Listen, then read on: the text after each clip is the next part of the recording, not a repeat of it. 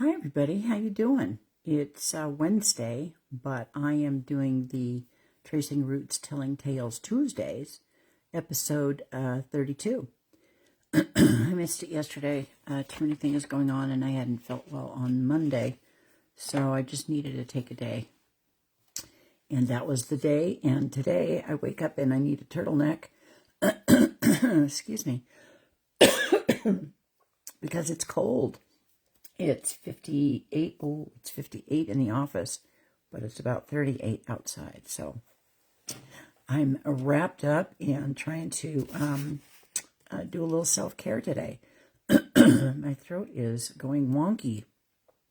Today we're going to talk about draft cards, specifically a World War II.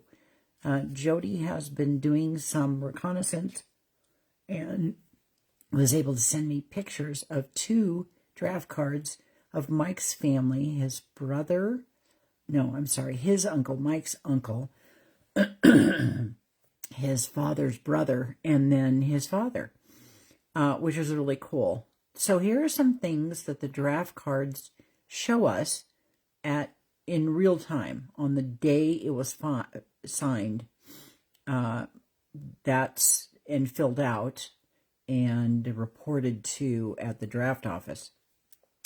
An emergency contact, and on the card it says someone who will know who I am at all times. So that emergency contact, and that would be with the name and their address. I also believe it has a phone number on it. On the draft card of the person filling it out, it also has their age on it. In addition, it has their address, not just the emergency contact's address, but their own address also. Along with that, it has an employer, and it has what your occupation is, or the title of your job at that employer. It has your formal name, not Buddy when your name is Robert. It'll have the Robert. It will have your middle initial, and then it will have the actual signature of the person who's filling out the card. So we have Mike's dad's signature on that card. He signed it himself.